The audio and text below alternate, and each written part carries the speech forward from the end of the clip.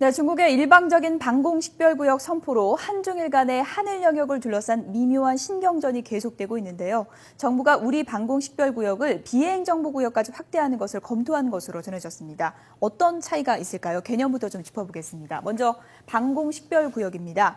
각 나라가 영공 외곽에 일방적으로 설정하는 구역인데요. 타국 전투기가 들어오면 대응이 가능한 군사적 방어 개념의 가상 공간이라고 할 수 있습니다. 비행정보구역은요, 항공기 움직임을 파악하는 레이더 탐지 구간인데요. 국제법적으로 영공과는 좀 다릅니다. 영공은 주권 개념이라고 한다면 방공식별구역과 비행정보구역은 주권 개념이 아니지만 실질적인 영공의 개념이라고 할 수 있습니다. 지도를 통해서 보겠습니다. 네, 방공식별구역, 우리나라 방공식별구역을 노란색 선으로 표시를 했고요. 중국의 경우 푸른 선으로 지금 표시를 해봤는데요. 중국이 선포한 방공식별구역에 이렇게 이어도가 들어가 있어서 이번에 큰 논란이 됐었죠. 정부가 우리나라 방공식별구역을 이번에 비행정보구역까지 확대하는 방안을 검토하고 있는 것으로 전해졌습니다. 비행정보구역 표시해보겠습니다. 비행정보구역을 빨간색 지금 실선으로 표시를 해봤는데요. 방공식별구역보다 지금 밑에서 보면은 남쪽으로 110km 더 내려와 있습니다.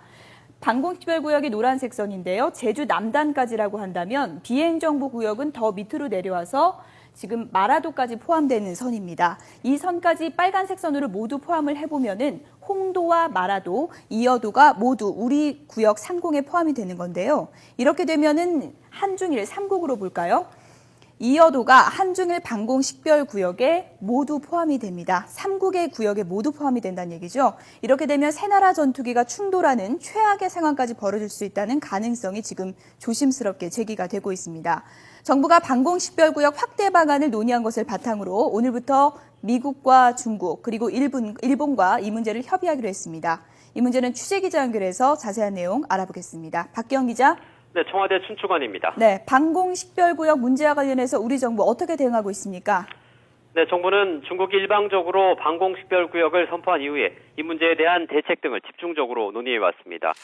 어제 김장수 청와대 국가안보실장 주재로 국가안보정책 조정회의를 연 데 이어서 오늘도 관련 부처를 중심으로 논의가 진행되고 있습니다. 일단 정부는 이호도 등을 포함해 우리 측 방공식별구역을 확대하는 방안을 놓고 막바지 검토 작업을 벌이고 있는 것으로 전해졌습니다. 또 최종 발표에 앞서 외교적인 노력도 기울인다는 방침인데요. 지금까지 논의된 방공식별구역의 확대 내용과 필요성에 대해 미국과 중국, 일본에 적극적으로 설명해 나가기로 했습니다.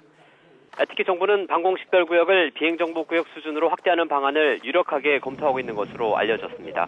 앞서 말씀하신 대로 비행정보구역은 영공과 영해와 관계없이 원활한 항공교통을 위해 설정하는 구역으로 이어도와 마라도 상공이 포함됩니다. 정부는 오늘까지 국제법적 문제 등을 검토해 방안을 마련한 뒤에 내일 당정 협의를 통해 국회와 논의를 진행할 예정입니다. 이런 가운데 미국 바이든 부통령이 이번 주 일본과 중국에 이어서 우리나라를 차례로 방문할 예정이어서 항공식별구역 문제의 분수령이 될 전망입니다. 지금까지 청와대 춘추관에서 YTN 박기현입니다.